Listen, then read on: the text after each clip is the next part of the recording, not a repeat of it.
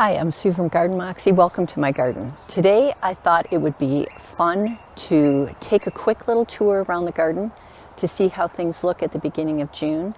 And the most important thing that I want to do today is I'm going to develop my to-do list. So as I look through the garden, there's a lot of things that I want to change this season, and I thought it would be fun just to walk around. We'll do a little tour and I'll develop my to-do list and I'll show you how I'm going to do that. All right, so I thought we could start with just this shady border. So I have gone in here. This, during the springtime, is filled with alliums. So just a few days ago, I went through here and removed the alliums that were spent. And now we're left here with a bunch of scented geraniums. These are just really wonderful plants. And I've got a lot of hellebores in this area.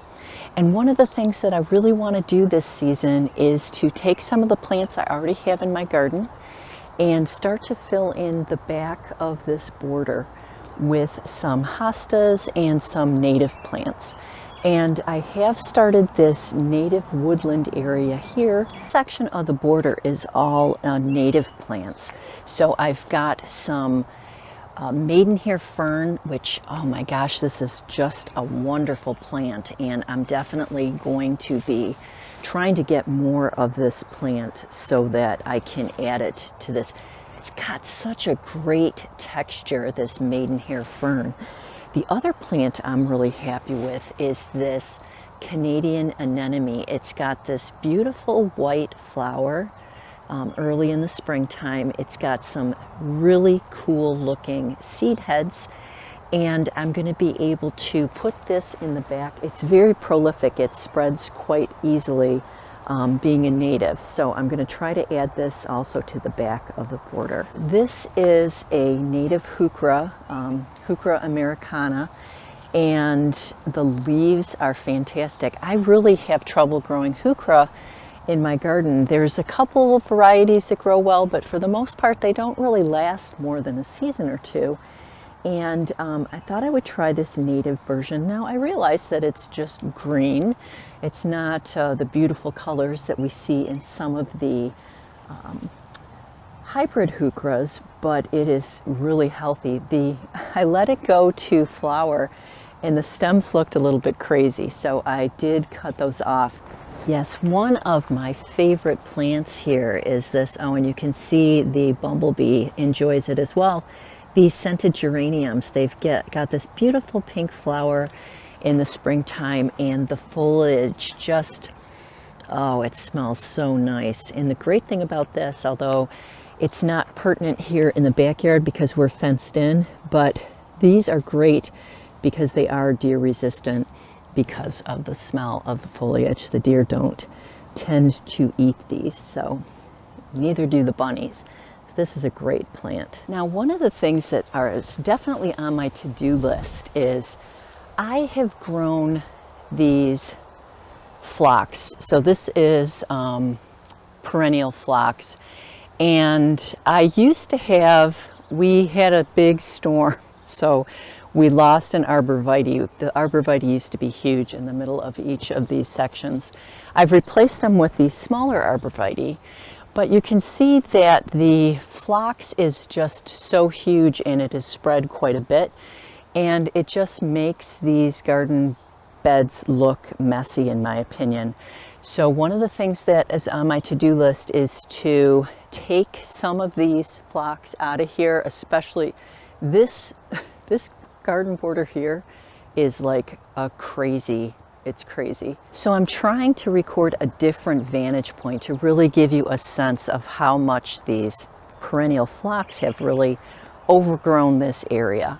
So all of these plants, you know, they're super healthy, but there's just too much of them. So, you know, I can't really appreciate the spirea, and I want to have more of a shorter type of plant in this area. I do have the limelight hydrangea, so let me scoot in here and I can show you. So this is the limelight hydrangea. I have not been doing work in this border because we had some, I think they're out of the nest now, but we had some baby bunnies. So I was just trying to wait until they were leaving the nest, which it looks like they have now. So I'm going to get in here and just take this phlox out, and that will be one of the great things on my to-do list. And I'm going to make this more of flowers that can be cut for making bouquets on the inside of the house. And we'll follow along with that to see how everything comes along. Yeah, and just to point out, so this right here, this area is where we had the little bunny nest. So that's why this area has not been touched. It needs a little bit of weeding. But and then I'm looking forward to, so we've got some alliums, later blooming alliums here, the drumstick alliums that should be blooming in a little bit. I like those as well. So, and we got some rose campion, and we also have some astilbe in this area, some Siberian iris, and then some spirea that is like an earlier spring blooming plant. So this part of the garden here, it really starts to peak more towards July, when the Annabelle hydrangeas start to bloom. And for the most part, these two beds are filled with the Annabelles. The other thing that we have going on this spring is the climbing hydrangea over that arbor. We've got some robins making a nest, and we also have robins making a nest in the arbor over the path, which is why we can't really film over there for very long, because the mother robin is not too happy with that. But it's so fun to see all the different critters in the garden. That's one of my, I just love coming out here and being able to see the chipmunks and the bunnies and everything else. So it just makes it kind of extra special.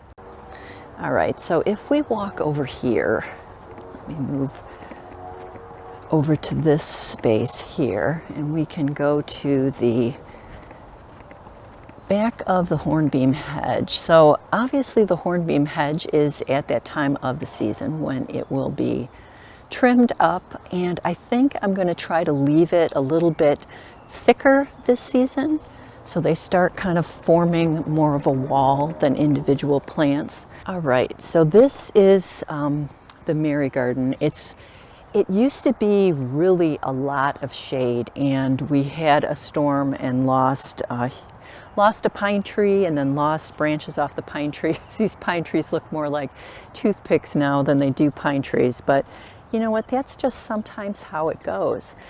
But we've got some, one of the features in the garden during this time of the season are these standard form tricolor willows that I planted. I planted 2 of them. Now after these they kind of get these white tips.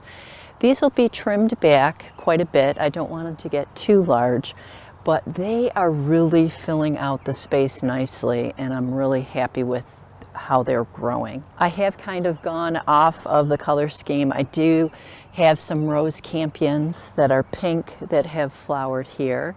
I've got some white blooming scented geraniums that are growing here. And then I've also got some goat's beard that has just, this is brand new plant, so it's like a little seedling. So I've got those sprinkled through, and they'll fill out with a nice white flower as well. And again, some white blooming geraniums here. I've got the boxwood that are scattered throughout the border just to add structure, especially in the winter time. These are just a great plant. In this border, I do rely a lot on foliage plants like this hosta. I've got some lamian on the ground there. We've got some white blooming astilbe. Again, this is Shasta daisy. And I did plant, to take the place of the forget-me-nots, I did plant some little seedlings, some alyssum. So this will be the first time growing alyssum in the garden. We'll see how that fills in. They're just baby, tiny little baby plants from seed. And then one of my favorite foliage plants is this Sun King plant. This has the greatest color. Let me show it to you. Yeah, just look at it. It's like got this great chartreuse leaf. and it just really brightens up, especially a shade border. So this is one of my very favorite foliage plants. I will be trimming up the hornbeam trees, and I think this year I'm going to let them kind of come closer when I trim them up. I'm still going to keep them in like a column shape, but I'm just going to let them get a little bit fatter. I always trim them to the same height because I don't want them to get so tall that I have to pay somebody else to trim them. I can still reach them with a ladder and do it myself, which is how I want to do it. So yeah, we've got lots of Brunera at the foot of the statue. We've got Annabelle hydrangeas. I've got a bunch of white flowering Japanese anemones. We've got hellebores, lamian as a ground cover, more daisies, and another big patch of variegated Solomon seal. And if we walk this way, again, we will see we've got some of that great chartreuse colored Sun King plant. Love that thing. And some Japanese forest grass. The Generac, which is needed in my area with how often we lose power. All right, so along the side yard here is one of my very, very favorite shade-loving plants. And we've got here some yellow fringed leaf bleeding heart, Corydalis lutea. This is a wonderful plant. It spreads quite a bit. It's super easy to pick up if it seeds itself in a place that you don't want. It is definitely a self-seeder. It will spread itself quite a bit, as you can see. I love it. It's perfect for the shade.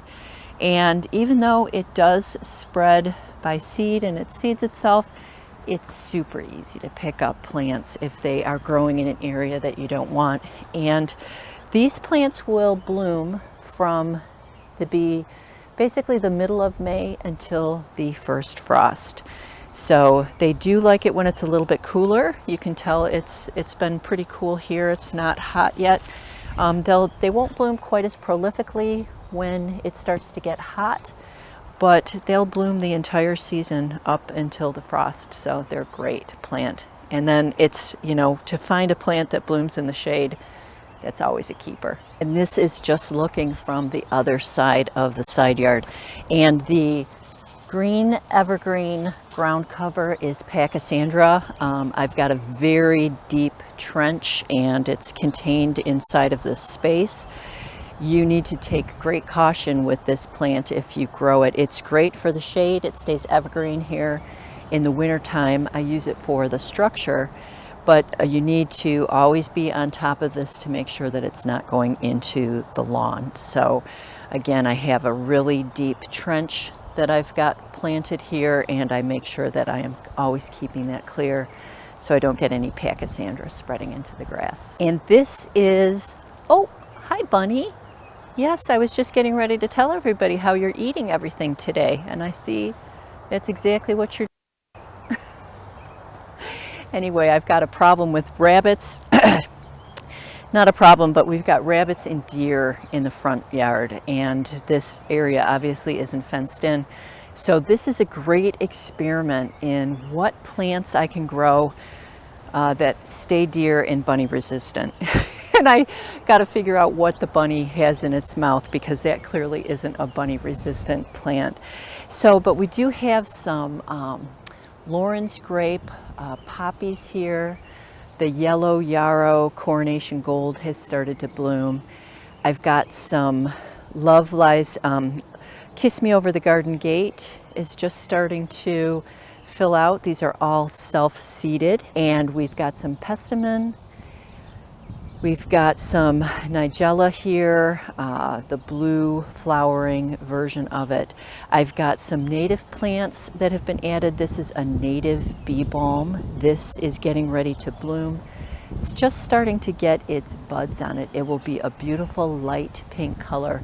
I'm finding that this is very much a spreader, which makes sense. Bee balm usually is. So I've got to keep an eye on this to make sure it doesn't go wild in the garden. All right, so let's try to get the other half of this pollinator garden. So most of the plants that are in this garden are all plants that were grown from seed. The native plants were bought as native seedlings from a local nursery that specializes in native Michigan plants. So we have the Coronation Gold. I've got a bunch of Cosmos. We've got some verbena, tall verbena that is growing here. What the bunny is eating is actually one of the plants that I grew from seed here. This is a wonderful type of pink that gets this. I'll put the name on the screen. It gets really tall, and the flowers remind me of like a Sweet William type of a flower. All right, so relative to what we've got planted here, I do have some Nigella here, Love in the Mist. This does get eaten by the rabbits, although I've got enough of it here that we still have some blooming. I just am starting to see the self-seeded Kiss Me Over the Garden Gate, so that'll fill this whole area up. I've got some Gara plants here, some of the yellow yarrow Coronation Gold. The pestamins are definitely favorites of the bumblebees. They look great with the dark purple foliage. I'll put the variety name on the screen. And those have been deer resistant this season so far. Got some creeping thyme. Obviously the smell, the animals won't touch that at all. And then I grew, this is winter seeded alyssum. So that's just starting to fill out in the front here. It's kind of like a little bit of a pink and a white and a little purple variety. Well, thanks for going on a walk through the garden with me and coming up with some things I'm going to do for my to-do list. That's it for this video, and I'll see you in the next one. Anywhere feel like